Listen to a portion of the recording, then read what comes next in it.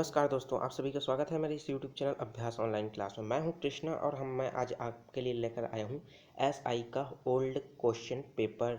जो previous year का question है उसको लाया हूं।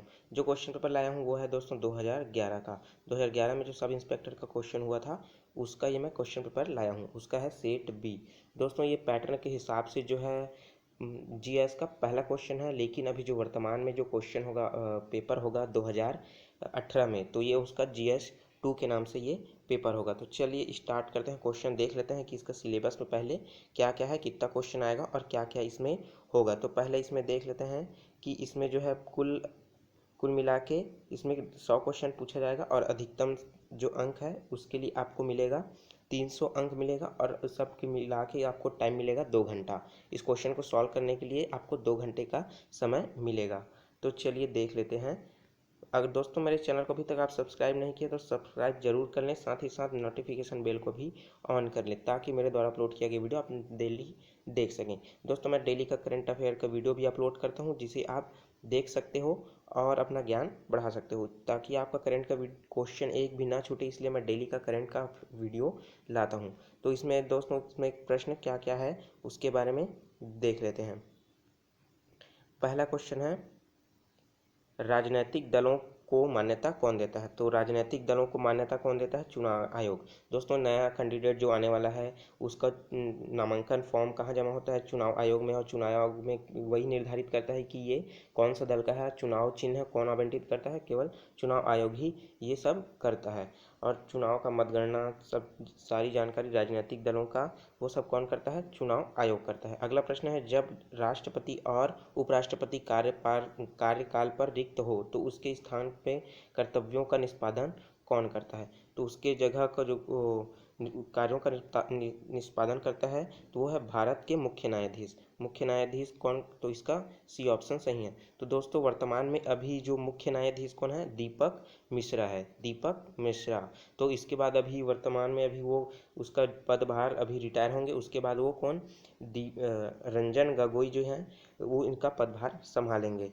तो तीसरा प्रश्न देख लेते हैं, तंबाकू धूम्रपान स्वास्थ्य के लिए हानिकारक है इसमें क्योंकि इसमें शामिल होता है। क्या इसमें शामिल होता है? बहुत सरल क्वेश्चन है दोस्तों। इसमें निकोटीन पाया जाता है जो एक प्रकार का क्या है? हानिकारक पदार्थ है। क्वेश्चन नंबर 4 देख लेते हैं, कच्चे तेल में गैसोलीन निम्न प्रक्रिया द्वारा प्राप्त होती है। तो दोस्तों कच्चे तेल से गैसोलीन निकालने की जो प्रक्रिया है वो क्या है?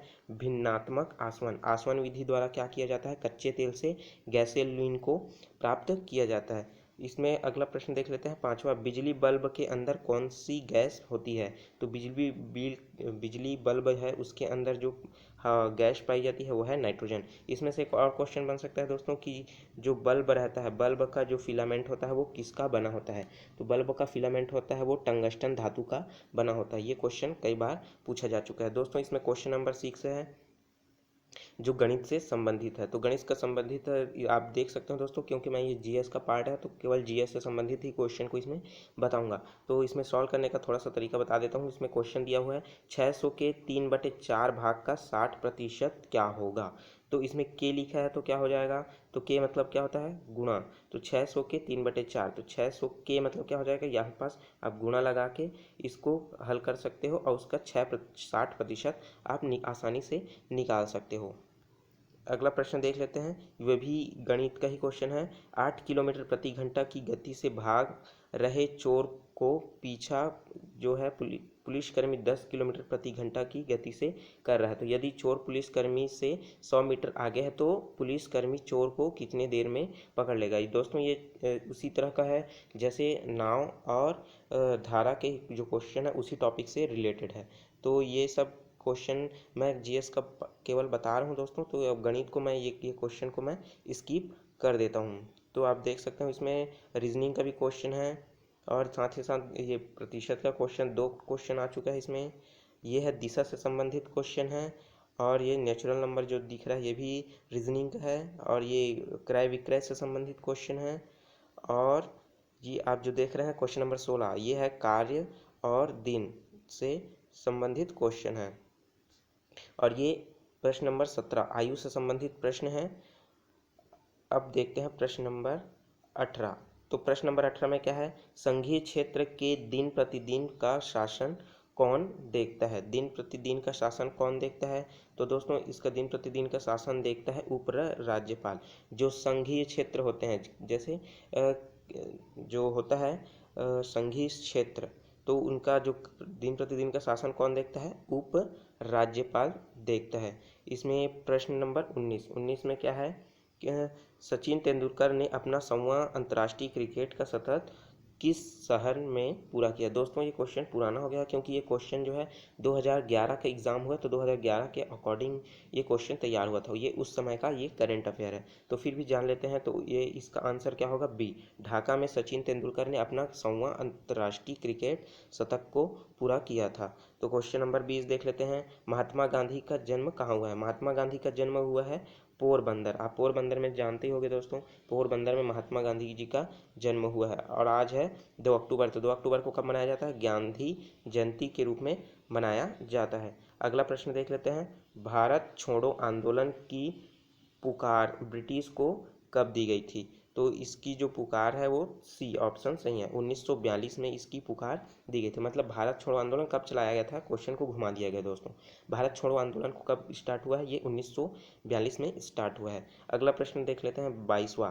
बनारस हिंदू विश्वविद्यालय की स्थापना किसने की है? तो बनारस हिंदू विश्वविद्यालय की स्थापना कौन की है? मदन मोहन मालवीय ने बनारस हिंदू विश्वविद्यालय की स्थापना की है। प्रश्न नंबर 23। इंडिया विंस फ्रीडम नामक पुस्तक किसने लिखा है? दोस्तों ये पुस्तक कौन लिखा है? वो पुस्तक क्वेश्चन कौन लिखा है? तो ये क्वेश्चन, ऐसा क्वेश्चन जरूर आता है, तो आप इसके बारे में जरूर याद कीजिए। तो इंडिया विंस फ्रीडम को जो लिखने वाला है वो कौन है? मौलाना आज़ाद। तो इसका बी ऑप्शन सही होगा। अगला प्रश्न देख लेते हैं। भारत का वित्तीय वर्ष प्रारंभ होता है। दोस्तों भारत का वित्तीय वर्ष प्रारंभ कब होता है? 1 अप्रैल से चालू होता है। 1 अप्रैल से क्यों होता है? क्योंकि 1 अप्रैल 1935 को क्या हुआ था? 1 अप्रैल 1935 को भारत का जो रिजर्व बैंक ऑफ इंडिया है, 1935 को भारत का रिजर्व बैंक ऑफ इंडिया जो है वो स्थापित किया गया था। तो इस कारण क्या हुआ है? तब से वित्तीय वर्ष प्रारंभ हुआ होता है, 1 अप्रैल से स्टार्ट होता है। तो इसमें आया है अगला प्रश्न। तो क्या होता है? 1 किलो बाइट कितने बिट्स के बराबर होता है? तो 1 किलो बाइट जो होता है वो 1000 के बराबर नहीं होता, 1024 के बराबर भी नहीं होता, 1048 के बराबर भी नहीं होता। तो इसका डी ऑप्शन सही होगा, क्योंकि इसमें उपरोक्त में से कोई नहीं, कि जो सही आंसर है वो इसमें दिया हुआ नहीं है। तो अगला प्रश्न देख लेते हैं। ध्वनि सबसे तेज चलती है, ध्वनि सबसे तेज किस में चलती है? शून्य में, स्टील में, पानी में, हवा में? तो दोस्तों ठोस में सबसे ज़्यादा तेज गति से चलता है, तो इसका बी ऑप्शन सही होगा। तो स्टील में सबसे ज़्यादा तेज गति से वो आगे बढ़ता है। उसके बाद क्या होगा? पानी में। तो वरीयता क्रम जमाने के लिए पूछ सकता है, तो क्या होगा? स्टील में पहला आएगा, उसके बाद पानी में दूसरा आएगा, उसके बाद हवा में तीसरा आएगा, उसके बाद क्या होगा? चौथा। क्योंकि चौथा क्या है? शून्य में मतलब हवा को गति करने के लिए एक माध्यम की आवश्यकता होती है। तो और वो माध्यम क्या हो सकता है? ठोस, द्रव, गैस हो सकता है, क्योंकि निर्वात में ध्वनि का गमन नहीं होता। अगला प्रश्न देख लेते हैं। हाइड्रोजन बम का सिद्धांत किस सिद्धांत पर आधारित है? दोस्तों हाइड्रोजन बम जो है परमाणु विलयन, जिसे क्या कहा जाता है? न्यूक्लियर फ्यूजन, परमाणु परमाणु विलयन। तो इसका सी ऑप्शन सही होगा। इसी के सिद्धांत पर यह परमाणु बम कार्य करता है, क्योंकि उसमें से नाभिकीय संलयन के नाम से भी इसे जाना जाता है। ओसामा बिन लादेन कहाँ मारा गया था? अगला क्वेश्चन है, ओसामा बिन लादेन कहाँ मारा गया था? दोस्तों ये क्वेश्चन पुराना है, फिर भी आप इसे याद रख सकते हो। ओसामा बिन आबोटाबाद में इनकी मृत्यु हुई है। किसका? Osama bin Laden. ये एक टेररिस्ट थे दोस्तों, इसके ऊपर बहुत सारे इनाम थे। तो इनकी मृत्यु कहाँ हुई है? आटोवाबाद में। अगला प्रश्न देख लेते हैं। एनसीटीसी का अर्थ क्या होता है? एनसीटीसी का फुल फॉर्म क्या होता है? तो इसका डी ऑप्शन सही है, राष्ट्रीय आतंकवाद विरोधी केंद्र, नेशनल कंट्रोल टेररिज्म सेंटर, इसका फुल फॉर्म है दोस्तों। अगला प्रश्न देख लेते हैं। प्रश्न नंबर 30। सीबीआई क्या है? सीबीआई के बारे में आप तो जरूर जानते होंगे। सीबीआई क्या है? Central bureau of investigation, central bureau of investigation. तो क्या हो जाएगा? इसका सी ऑप्शन सही है। अगर दोस्तों इस तरह के क्वेश्चन आपको हिंदी में समझ नहीं आता है और आपको इंग्लिश में याद है तो आप यहाँ से इंग्लिश के जो ट्रांसलेट है उसमें आप देख सकते हो। इसमें लिखा है सेंट्रल ब्यूरो ऑफ इन्वेस्टिगेशन। तो इस तरह अगर आप केंद्रीय निवेश ब्यूरो पढ़ोगे तो आपको शायद अजीब अजीब सा लग सके, तो आप इंग्लिश को ज़रूर देखिए। अगर कोई क्वेश्चन में डाउट होता है तो जरूर को इंग्लिश को जरूर देखिए। क्वेश्चन नंबर 31 देखते हैं।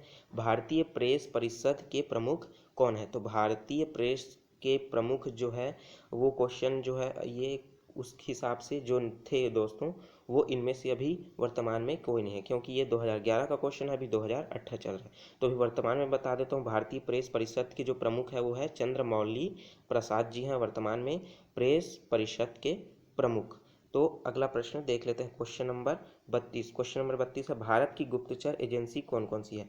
भारत की गुप्तचर एजेंसी कौन है दोस्तों? इसमें देख रहे हो आप CBI, NIA, ऐसा ऐसा देखोगे तो आप इसमें कन्फ्यूज़न होगा, तो आप इधर इंग्लिश का देख सकते हो। CBI, NIA, क्या ये उसका ही उत्तर है? नहीं, तो इसमें सही उत्तर है, उसको मैं डायरेक्ट बताता हूँ, IB और रॉ। तो IB और रॉ, तो इसका सी ऑप्शन जो है ये सही है दोस्तों। IB क्या है? Investigation bureau. और रॉ एजेंट, आप नाम सुने होंगे, रॉ एजेंट, बहुत सारे मूवी में रॉ एजेंट के नाम से आप नाम सुने ही होंगे। तो ये दो गुप्तचर हैं जो इंडिया में स्थित है। प्रश्न नंबर 33, फेसबुक क्या है? तो दोस्तों फेसबुक क्या है? फेसबुक क्या है? एक सामाजिक वेबसाइट, जिसे आप हिंदी में क्या कहते हो? अगर ये सामाजिक वेबसाइट आपको हिंदी में समझ नहीं आ रहा है तो इसका फिर से आप इंग्लिश देख सकते हो, क्योंकि उसके क्या कहा जाता है? Social networking, social website. तो इसमें आप कन्फ्यूज़न नहीं रहोगे। एक बार इंग्लिश को, अगर आपको डाउट लगता है हिंदी नाम में, तो इंग्लिश को ज़रूर देख लीजिए। तो अगला प्रश्न देख लेते हैं, क्वेश्चन नंबर 34वां। यूसुफ रज़ा गिलानी किस देश के प्रधानमंत्री थे? यूसुफ रज़ा गिलानी वो थे पाकिस्तान के प्रधानमंत्री थे, लेकिन अब बदल गया है दोस्तों। अभी वर्तमान में जो है इमरान खान पाकिस्तान के नए प्रधानमंत्री नियुक्त हो गए हैं। तो आप ये करंट अफेयर जरूर याद रखिए कि जो पाकिस्तान के नए प्रधानमंत्री हैं वो कौन है? इमरान खान। वो कौन है? एक क्रिकेटर है। क्वेश्चन नंबर 35, भारत के केंद्रीय रेल मंत्री कौन है? वर्तमान में केंद्रीय रेल मंत्री कौन है? इसमें से जो ऑप्शन है इसमें से एक भी नहीं है, क्योंकि क्वेश्चन 2011 का है दोस्तों। तो अभी वर्तमान में रेल मंत्री कौन है? पीयूष गोयल जी हैं अभी वर्तमान में रेल मंत्री। अगला देख लेते हैं, क्वेश्चन 36वां। मेगो मेमोगेट स्कैंडल विवाद किस देश से संबंधित है? तो दोस्तों मेमोगेट स्कैंडल जो विवाद है वो जो है ऑप्शन बी, वो पाकिस्तान से ही विवादित, तो पूरी तरह से विवादित है दोस्तों। जब ये उस समय था वो बहुत चर्चित रूप में था, लेकिन अभी ये चर्चा में नहीं है। तो अगला प्रश्न देख लेते हैं, राष्ट्रीय एंथम मतलब राष्ट्रीय गान को पूरा करने में कितना समय लगता है? तो आप, ये क्वेश्चन बहुत सरल है दोस्तों आपके लिए, लेकिन ये है 52 सेकंड में। तो दोस्तों ये इस तरह के मत सोचिए कि क्वेश्चन इसी तरह के सरल क्वेश्चन पूछा जाएगा, लेकिन जो अभी है क्वेश्चन कंपटीशन बढ़ गया है, इसलिए क्वेश्चन जो है टफ तरीके से पूछा जाएगा। तो अगला प्रश्न देख लेते हैं, भारतीय रिजर्व बैंक के गवर्नर कौन है? तो भारतीय रिजर्व बैंक के जो गवर्नर है अभी वर्तमान में उर्जित आर पटेल हैं। वर्तमान में उर्जित आर पटेल हैं। तो क्वेश्चन ये बन सकता है कि उर्जित आर पटेल कौन से नंबर के हैं? तो वो है 24वां नंबर के गवर्नर है अभी वर्तमान में। तो इतनी जानकारी हमें इस रिजर्व बैंक से 38वां क्वेश्चन तक मिल जाता है। अगला प्रश्न देख लेते हैं, भारत में योजना आयोग के उपाध्यक्ष कौन है? भारत अभी वर्तमान में योजना आयोग के उपाध्यक्ष जो है अभी वर्तमान में इस ऑप्शन में से कोई भी नहीं है, क्योंकि उसका भी वर्तमान में जो अभी उपाध्यक्ष है वो है राजीव कुमार। राजीव कुमार अभी वर्तमान में योजना आयोग के अध्यक्ष। दोस्तों तो योजना आयोग का नाम नीति आयोग करके बदल दिया गया है। तो योजना आयोग के नाम से आपको कोई भी जगह कोई भी क्वेश्चन नहीं मिलेगा, क्योंकि योजना आयोग का नाम बदल के क्या रख दिया गया है? नीति आयोग रख दिया गया है। क्वेश्चन नंबर 40 देखते हैं, संयुक्त राष्ट्र की सुरक्षा परिषद में स्थायी सदस्यों की संख्या कितनी होती है? तो स्थायी सदस्यों की संख्या कितनी होती है? 15 होती है, जो हमेशा के लिए परमानेंट स्थापित होते हैं। तो अगला प्रश्न देख लेते हैं, क्वेश्चन नंबर 41, सूर्य और पृथ्वी के बीच न्यूनतम दूरी कब होती है? तो सूर्य और पृथ्वी के बीच न्यूनतम दूरी जो होती है वो होती है 3 जनवरी को। तो इसका डी ऑप्शन सही होगा। इसका डी ऑप्शन सही होगा। अगला प्रश्न देख लेते हैं दोस्तों। अगला क्वेश्चन है जोड़ी मिलाने का। ये इस तरह के कूट वाला क्वेश्चन होता है। ये बहुत ही थोड़ा डिफिकल्ट टाइप होता है, इसमें ज़्यादा समय लगता है क्वेश्चन को सॉल्व करने में। तो इसका मैं सीधा आंसर बता देता हूँ। इसका आंसर होगा सी। तो इसमें क्या हो जाएगा, एनीनोमीटर जो है, एनीनोमीटर को किससे नापा जाता है, हवा का वेग। हवा का वेग इस दोस्तों ये वायुयान में प्रयोग किया जाता है। साथ ही साथ है सिस्मोग्राफ। सिस्मोग्राफ से क्या नापा जाता है, भूकंप की तीव्रता। और साथ ही साथ इसमें दिया है ऑप्शन डी बैरोग्राफ। बैरोग्राफ में क्या नापा जाता है, दाब। और साथ ही साथ जो माइक्रोमीटर है वो उसमें क्या नापा जाता है, नमी, मतलब आर्द्रता को मापा जाता है। तो इस तरह से इसका सी ऑप्शन सही होगा दोस्तों। एक कूट का क्वेश्चन तो जरूर ही पूछेगा इस समय के एसआई के पेपर में। तो चलिए अगला प्रश्न देख लेते हैं। उत्तर कोरिया और दक्षिण कोरिया को अलग करने वाली रेखा को क्या कहते हैं। तो उत्तर जो कोरिया और दक्षिण कोरिया दोनों को अलग करने वाली जो रेखा है उसको क्या कहा जाता है, 38 पैरेलल या 38 समानांतर के नाम से उस रेखा को जाना जाता है। तो अगला क्वेश्चन देख लेते हैं, क्वेश्चन नंबर 44। क्वेश्चन नंबर 44 है, वन अनुसंधान संस्थान कहाँ है। तो दोस्तों वन अनुसंधान संस्थान जो है देहरादून में उपस्थित है। देहरादून क्या है दोस्तों, एक क्या है, केंद्र शासित प्रदेश है। तो अगला प्रश्न देख लेते हैं, साउथ ईस्टर्न कोल फील्ड का मुख्यालय कहाँ है। तो साउथ ईस्टर्न कोल फील्ड का मुख्यालय है दोस्तों, ये क्वेश्चन है छत्तीसगढ़ से क्वेश्चन है, ये सीजी का क्वेश्चन है। तो ये बिलासपुर में स्थित है साउथ ईस्टर्न कोल फील्ड का मुख्यालय। गोमर्दा अभ्यारण्य किस जिले में स्थित है। दोस्तों गोमर्दा अभ्यारण्य जिला जो है किस जिले में स्थित है, तो वह रायगढ़ जिले में स्थित है। आपको अभ्यारण्य से एक क्वेश्चन जरूर मिलेगा, तो आप उसे जितने भी क्वेश्चन बन सकता है अभ्यारण्य से आप उसे जरूर याद कर लीजिए। अगला क्वेश्चन देख लेते हैं, क्वेश्चन नंबर 47। छत्तीसगढ़ राज्य का क्षेत्रफल कितना है। छत्तीसगढ़ राज्य का क्षेत्रफल जो है इसका बी ऑप्शन सही है। तो 1,35,194 वर्ग किलोमीटर है इसका क्षेत्रफल। ये किसके हिसाब से है दोस्तों, 2011 के जनगणना के अनुसार। तो ये 2021 में चेंज होगा, तो आप इसे अभी रट लीजिए क्योंकि ये 2020 तक ये डाटा आपका काम आएगा, 1,35,194। अगला प्रश्न देख लेते हैं, राज्य विधानसभा के वित्त विधेयक किसके पूर्व अनुमति से प्रस्तुत किया जाता है। तो ये होगा ऑप्शन ए, राज्य के राज्यपाल से अनुमति से ये प्रस्तुत किया जाता है। तो अगला प्रश्न देख लेते हैं, इनमें से कौन सी संवैधानिक एवं सांविधिक नहीं है। तो इनमें से कौन सा संवैधानिक है और इसमें से कौन सा संवैधानिक नहीं है। तो इसमें से 4 ऑप्शन दिया है, उसमें से आपको बताना है कि कौन सा संवैधानिक नहीं है। तो दोस्तों ये योजना आयोग क्या है, इसमें कोई संवैधानिक नहीं है क्योंकि इससे संबंधित कोई भी आर्टिकल हमारे कॉन्स्टिट्यूशन संविधान में, भारत के संविधान में इसमें कोई आर्टिकल मौजूद नहीं है जो इसको दर्शाता हो। अगला प्रश्न देख लेते हैं, क्वेश्चन नंबर 50वां। छत्तीसगढ़ का जो गठन हुआ है 1 नवंबर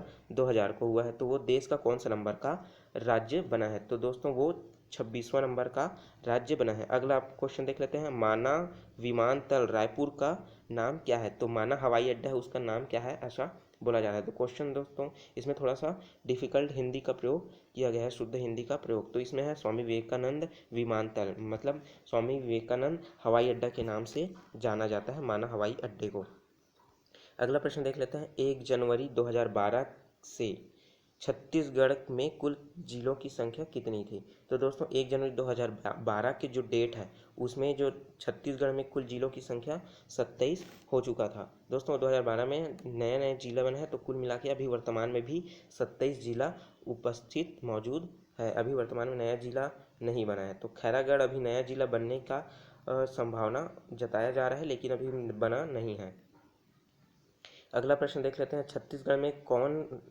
छत्तीसगढ़ राज्य में पद्मश्री से अलंकृत नहीं है। दोस्तों इस क्वेश्चन 2011 का है, इसलिए मैं फिर से बता रहा हूँ। इसमें से जो चारों ऑप्शन हैं, फुलबासन बाई यादव, शमशाद बेगम, डॉक्टर A.T. दाबके और अनुज शर्मा। दोस्तों जब ये क्वेश्चन जारी हुआ था ऊपर के तीनों को, लेकिन अनुज शर्मा को नहीं मिला था। लेकिन अभी वर्तमान में अनुज शर्मा को भी पद्मश्री से अलंकृत हो चुके हैं। तो अगला प्रश्न देख लेते हैं, क्वेश्चन नंबर है 54। 1 अप्रैल 2012 से चेक एवं बैंक ड्रॉप की वैधता अवधि क्या थी। तो ये 2012 के अनुसार है, जो बैंक और चेक में जो है बैंक ड्राफ्ट की अवधि बढ़ा दी गई थी, वो है 3 माह के लिए, जारी करने से तिथि से 3 माह बाद तक। अगला प्रश्न देख लेते हैं। केंद्रीय बजट 2012-13 द्वारा सर्विस टैक्स सेवा कर की दर 10% से बढ़ाकर कितने प्रतिशत कर दी गई है?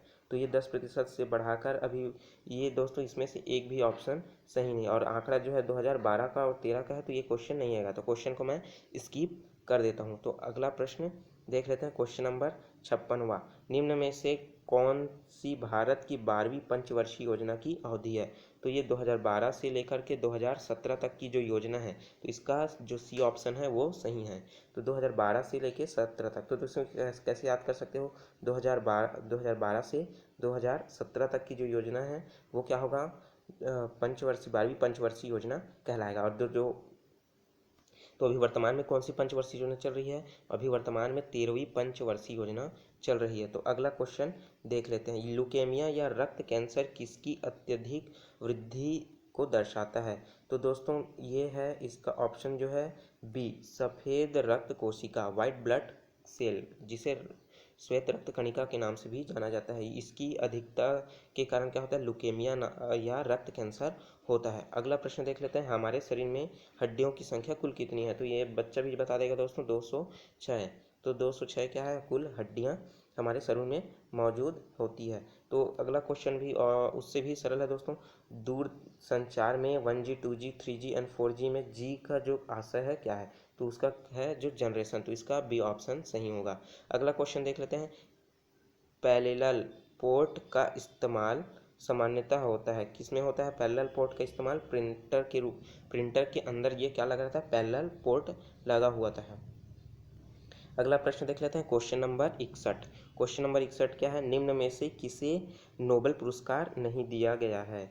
तो इनमें से किसके लिए नोबेल पुरस्कार नहीं दिया गया है? भौतिक शास्त्र का नोबेल पुरस्कार दिया गया है, रसायन शास्त्र का नोबेल प्राइज़ देता है, शांति के क्षेत्र में भी नोबेल प्राइज़ देता है, लेकिन संगीत के क्षेत्र में नोबेल प्राइज़ नहीं देता। तो इसका डी ऑप्शन सही होगा। तो इसमें क्वेश्चन आप जरूर देखिए, ध्यान से दीजिए दोस्तों कि उसमें क्वेश्चन क्या बोल रहा है। इसमें नहीं पूछा जा रहा है कौन सा नोबेल पुरस्कार नहीं दिया जाता है।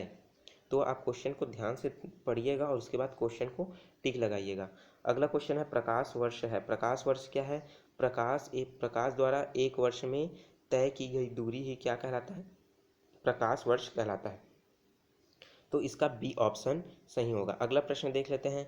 इनमें से कौन भारत के पूर्वी तट पर स्थित बड़ा बंदरगाह है? तो इसमें सबसे बड़ा बंदरगाह है कौन सा? विशाखापट्टनम। पूर्वी तट पर विशाखापट्टनम स्थित है। तो विशाखापट्टनम कहाँ आता है? विशाखापट्टनम है उड़ीसा में आता है, जिसकी राजधानी क्या है? भुवनेश्वर है। और भुवनेश्वर के समीप ही क्या है? वुलर द्वीप है, जहाँ जिसका नाम बदल कर क्या रख दिया गया है? अभी APJ अब्दुल कलाम वुलर द्वीप रख दिया गया है। भारत की सबसे छोटी झील कौन सी है? भारत की सबसे छोटी झील कौन सा है दोस्तों? आपको पता होना चाहिए। तो भारत की सबसे छोटी झील जो है वो है चिल्का झील। ये चिल्का झील कहाँ है? उड़ीसा में ही आता है। अगला प्रश्न देख लेते हैं। विश्व का सबसे छोटा महासागर कौन सा है? विश्व का सबसे छोटा महासागर जो है वो है आर्कटिक महासागर। तो इसका डी ऑप्शन सही है। तो सबसे छोटा महासागर आर्कटिक है, तो सबसे बड़ा महासागर कौन सा है?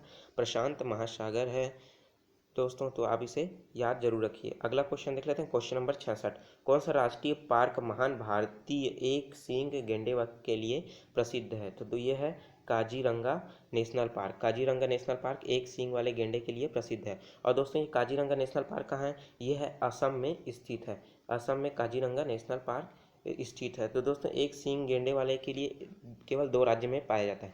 पहला है असम, जहाँ सर्वाधिक मात्रा में पाया जाता है, लेकिन अल्प मात्रा में पश्चिम बंगाल में भी पाया जाता है। तो इतनी बात आप याद रख लीजिए दोस्तों।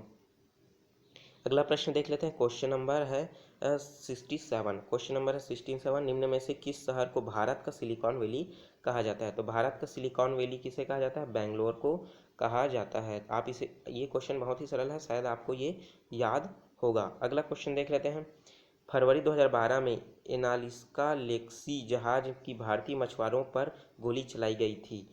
तो एनालिका लेक्सी किस देश का जहाज है? तो दोस्तों उस समय का ये करंट अफेयर का क्वेश्चन था, तो ये करंट क्वेश्चन अभी नहीं बनता है, लेकिन इसका आंसर मैं फिर भी बता देता हूँ। इसका आंसर है बी, इटली का जो है ये उस समय एनालिका लेक्सी जो है वहाँ की जहाज थी। अगला प्रश्न देख लेते हैं। आंग सान सूकी जो दल है नेशनल लीग ऑफ डेमोक्रेसी ने किस देश में चुनाव जीता था?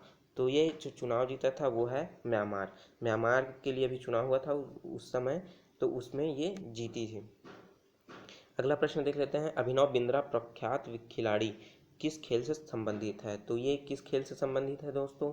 तो ये है आपके निशानेबाजी से। दोस्तों ये पिस्टल शूटर है, तो क्या करते हैं, ये निशानेबाजी में आते हैं। आप इसी के बारे में बहुत सारी जानकारी एकत्रित आपको होगा। अगला प्रश्न देख लेते हैं, द्रोणाचार्य पुरस्कार किससे संबंधित है? द्रोणाचार्य पुरस्कार जो है दोस्तों खेल प्रशिक्षित से संबंधित है। दोस्तों जो खेल प्रशिक्षण देते हैं, जो खेल में जो कोच होते हैं उनको क्या दिया जाता है? द्रोणाचार्य पुरस्कार। और जो प्लेयर होता है उनको क्या दिया जाता है? राजीव गांधी पुरस्कार और द्रोणाचार्य पुरस्कार नहीं, राजीव गांधी खेल रत्न पुरस्कार और है अर्जुन अवार्ड से क्या किया जाता है? इन प्लेयरों को नामांकित किया जाता है। लेकिन द्रोणाचार्य पुरस्कार जो है केवल कोच को ही दिया जाता है। अगला प्रश्न देख लेते हैं, 2012 ओलंपिक खेलों का आयोजन कहाँ हुआ था? दोस्तों ये तो 2012 का है, तो 2012 को बहुत पुराना डाटा है, तो ये हुआ था लंदन में हुआ था। तो लेकिन अभी जो वर्तमान में 2014 में हुआ है वो कहाँ हुआ है? लंदन 2016, जो 2016 में जो अभी आयोजित हुआ था वो हुआ था रियो, ब्राज़ील के रियो में क्या हुआ था? ये लंदन ओलंपिक रियो ओलंपिक के नाम से जाना गया था। अगला प्रश्न देख लेते हैं, शक युग वर्ष में शुरू होता है? तो शक जो है युग वर्ष से शुरू होता है। तो ये जो क्वेश्चन है एडी और डीसी से संबंधित है दोस्तों, तो ये क्वेश्चन का आंसर होगा ए। 58 बीसी में क्या होता है? ये शुरू होता है। अगला प्रश्न देख लेते हैं, क्वेश्चन नंबर 74, सिनागोग किसकी पूजा की जगह है? सिनागोग किसकी पूजा की जगह है? तो ये है यहूदी। क्वेश्चन नंबर 74 का आंसर होगा ए यहूदी। यहूदी क्या है दोस्तों? एक मुस्लिमी स्टेट है जहाँ पास सिनागोग की पूजा की जाती है। अगला प्रश्न देख लेते हैं, कागज का आविष्कार कहाँ हुआ था? तो दोस्तों कागज का जो आविष्कार है वो चीन में हुआ था। तो इसी कारण दोस्तों चीन में क्या हुआ था? सबसे पहले पुस्तकों में जिल्ड चढ़ाने की जो प्रथा है, पुस्तक में जो जिल्ड चढ़ाया जाता है वो सबसे पहले कहाँ से सीखा गया है? भारत वालों ने चीन से ही सीखा है। अगला प्रश्न देख लेते हैं, गुरुत्वाकर्षण का सार्वभौमिक सिद्धांत किसके द्वारा प्रतिपादित किया गया है? तो वह न्यूटन के द्वारा ये प्रतिपादित किया। दोस्तों आप बचपन में जब छोटे क्लास में थे तो एक बच्चा है जो सोया रहता था और उसके ऊपर क्या होता है? एक सेब आके नीचे गिर जाता था। ऐसी जानकारी आप जरूर सुने होंगे कहानी के माध्यम से। तो दोस्तों वो न्यूटन ही थे, तो आपको पता होगा गुरुत्वाकर्षण की खोज न्यूटन ने ऐसा की है। अगला प्रश्न देख लेते हैं, टीएनटी मतलब ट्राई नाइट्रोटॉल्यूइन क्या है? तो ये एक विस्फोटक है दोस्तों। ट्राई नाइट्रोटॉल्यूइन का प्रयोग बारूदों में किया जाता है विस्फोट करने में, बड़े बड़े चट्टानों को फोड़ने में, किसी और हथियार के रूप में इस ट्राई नाइट्रोटॉल्यूइन का प्रयोग किया जाता है। अगला प्रश्न देख लेते हैं, इनमें से कौन BRICS मतलब ब्रिक्स का सदस्य नहीं है? तो इसमें होगा दक्षिण कोरिया। लेकिन दोस्तों दक्षिण कोरिया अभी वर्तमान में शामिल हो चुका है। तो दोस्तों ब्रिक्स का पूरा नाम क्या है? ब्राज़ील, रूस, इंडिया, चाइना और साउथ अफ्रीका है दोस्तों। साउथ अफ्रीका, साउथ कोरिया इसमें शामिल नहीं है, तो इसका डी ऑप्शन सही होगा। तो ये साउथ अफ्रीका है दोस्तों, साउथ अफ्रीका बाद में शामिल हुआ है। अगला प्रश्न देख लेते हैं, पंचायत में महिलाओं का कितना प्रतिनिधित्व है? तो दोस्तों महिलाओं का आरक्षण जो है इसमें 30% आरक्षित है। तो पंचायती राज में मतलब जो पंचायत में 30% जो है आरक्षित है केवल महिलाओं के लिए। अगला प्रश्न है क्वेश्चन नंबर 40, तो कबीर पंथियों का धर्मनगर है। धर्मनगर क्या है दोस्तों? दामाखेड़ा। तो इसका बी ऑप्शन सही होगा। कबीर पंथियों का जो धर्मनगर है वो दामाखेड़ा है। अगला प्रश्न देख लेते हैं, अगला प्रश्न है, वैश्व संप्रदाय के प्रवर्तक वल्लभाचार्य की जन्मभूमि स्थल कहाँ है? तो वह है चंपारण। दोस्तों चंपारण रायपुर में स्थित है और यहाँ पास जो है इसकी चंपारण में ही उनका जन्म हुआ था वल्लभाचार्य का। इसके ऊपर दर्शाने के लिए दोस्तों बहुत ही फेमस मंदिर है वल्लभाचार्य के लिए, आप जरूर जाके देखिए एक बार। अगला प्रश्न है, सरहुल निम्न में से किस जनजाति का प्रारंभिक नृत्य है? तो दोस्तों सरहुल जो है उराव जनजाति का जनजातीय पारंपरिक नृत्य है, तो इसका ए ऑप्शन सही होगा। अगला प्रश्न देख लेते हैं, अमृतधारा जलप्रपात या अमृतधारा झरना किस जिले में स्थित है? तो अमृतधारा जलप्रपात जो है कोरिया जिले में स्थित है, तो इसका सी ऑप्शन सही होगा। अगला प्रश्न देख लेते हैं, निम्न जोड़ों में से कौन सा सही नहीं है? तो निम्न में से जो है खुड़िया बांध मनिहारी नदी पर, और खूंटा घाट बांध जो है खारंग नदी पर, मिनी बांध था बांगो बांध जो है अरपा नदी पर है, तो और बोध घाट बांध इंद्रावती नदी पर। तो इसका दोस्तों सी ऑप्शन जो है गलत है, क्योंकि इसमें क्या पूछा गया है, कौन सा सही नहीं है।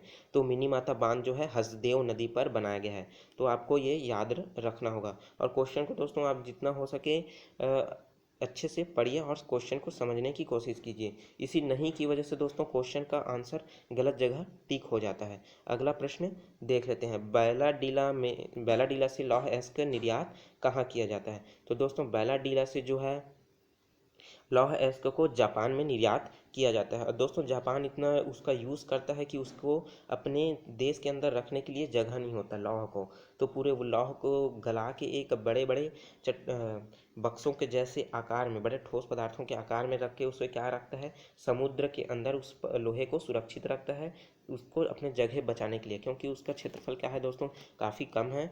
तो इतनी जानकारी हमें इससे मिल जाती है। तो अगला प्रश्न देख लेते हैं, क्वेश्चन नंबर 86, छत्तीसगढ़ शासन द्वारा दिए जाने वाला चक्रधर सम्मान किस क्षेत्र में दिया जाता है? तो इसका क्वेश्चन नंबर 86 का सही आंसर होगा, संगीत एवं कला के क्षेत्र में क्या किया जाता है, संगीत और कला के क्षेत्र में चक्रधर सम्मान दिया जाता है। तो अगला प्रश्न देख लेते हैं, सबसे प्राचीन वेद कौन सा है? दोस्तों सबसे प्राचीन वेद क्या है? ऋग्वेद। आप इसे जरूर जानते होंगे, सरल क्वेश्चन है। प्राचीन वेद कौन सा है? ऋग्वेद है। अगला क्वेश्चन देख लेते हैं, क्वेश्चन नंबर 82, पहला गैर भारतीय जिसे भारत रत्न दिया गया। तो दोस्तों पहला जो गैर भारतीय है उसे भारत रत्न दिया गया है, वो कौन है? यह है खान अब्दुल गफ्फार खान, जो भारत की नागरिकता नहीं होते हुए भी इसे क्या दिया गया है, भारत रत्न दिया गया है। अगला प्रश्न देख लेते हैं, क्वेश्चन नंबर है 89, जैन धर्म इनमें से कौन दो संप्रदायों में विभक्त हुआ है? तो दोस्तों आप जानते होंगे कि इसके जो दो अलग अलग भागों में विभक्त है जैन धर्म, वो कौन सा है? श्वेतांबर और दिगंबर। दोस्तों जो श्वेत वस्त्र धारण करके घूमते हैं और अपना धर्म का प्रचार प्रसार करते हैं वे क्या कहलाता है? श्वेतांबर कहलाता है। लेकिन जो नग्न होकर बिना वस्त्रों के अपने धर्म का प्रचार करते हैं वो क्या कहलाता है? दिगंबर ही कहलाता है। लेकिन श्वेतांबर और दिगंबर दोनों किसके हैं? जैन धर्म के ही अनुयायी हैं। अगला प्रश्न देख लेते हैं, जो किस चीन बौद्ध यात्री ने हर्ष के साम्राज्य के दौरा किया था? तो वो कौन है? तो वो है वेन। इसका सी ऑप्शन सही होगा। तो इसका सी ऑप्शन सही है। कौन है? वेन सॉन्ग जो है हर्ष के साम्राज्य का दौरा किया था, उसके शासनकाल में वेन शान भारत आया हुआ था। तो झूम क्या है दोस्तों? क्वेश्चन नंबर 91, झूम क्या है? तो झूम क्या है? खेती का एक तरीका है।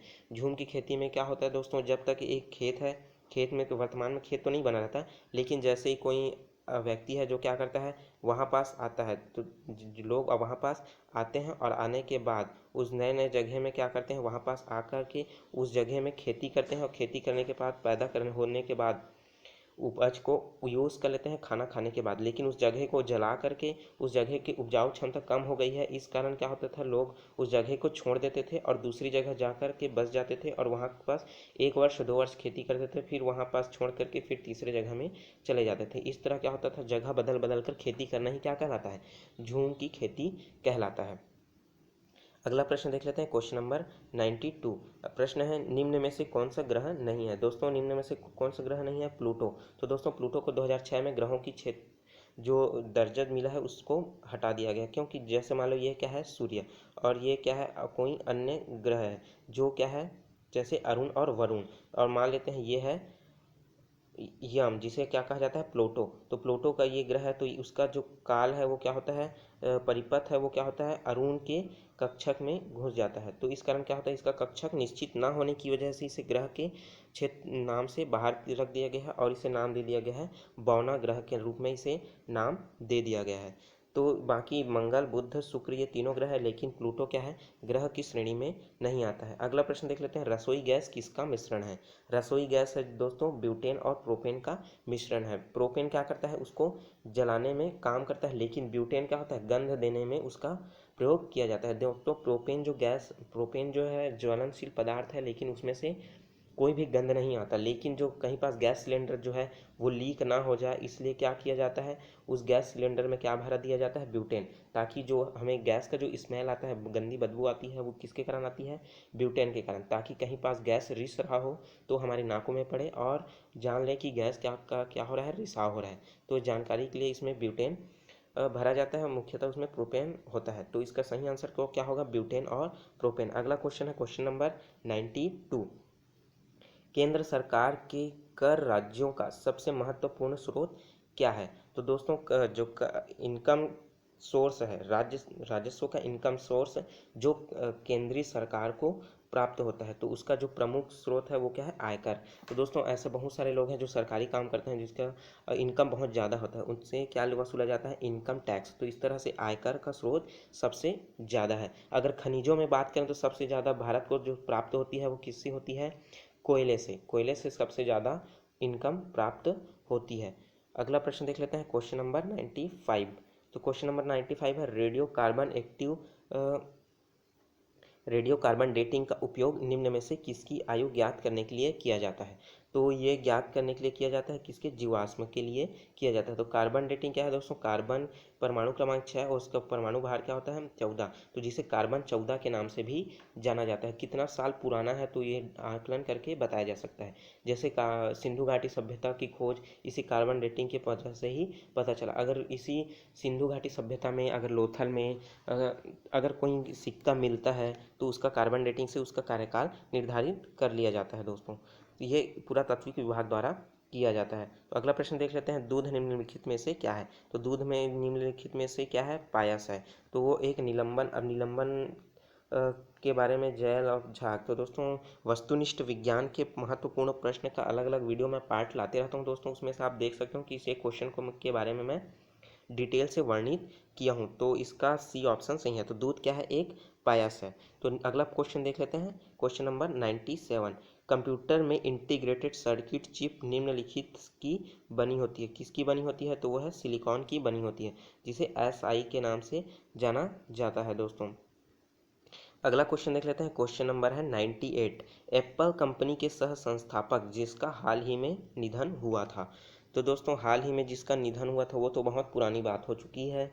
तो ये 11 का है लगभग, है ना, क्वेश्चन 2011 का है, तो 8 साल हो गया है उनकी मृत्यु का। तो फिर भी मैं इसको बता देता हूँ, एप्पल कंपनी के सह संस्थापक की जो मृत्यु हुई है उसका नाम क्या है, लैरी पेज का उनकी हाल ही में उनकी मृत्यु हुई थी।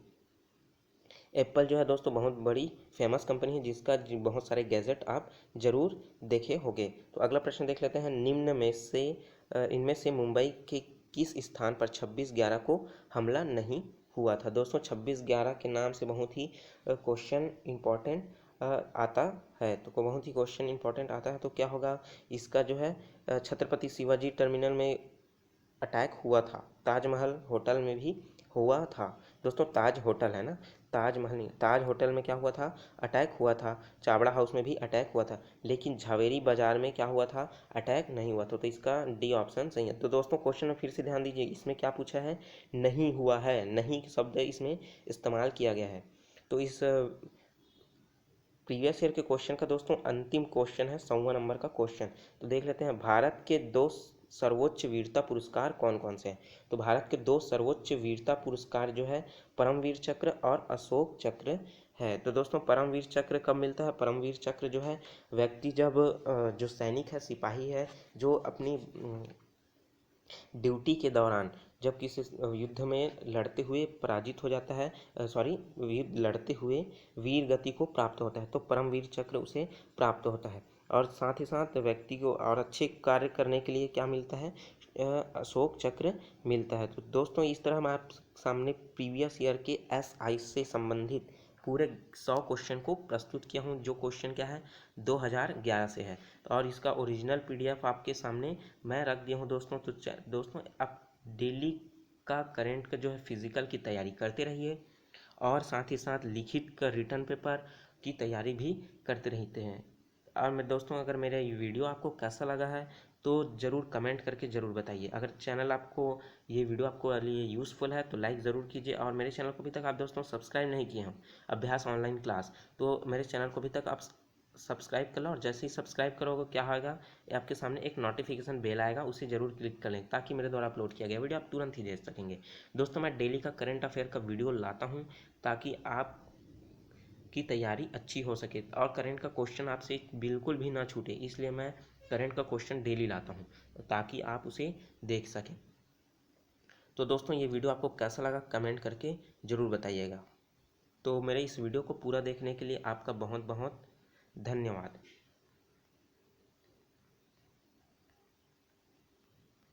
धन्यवाद, थैंक यू।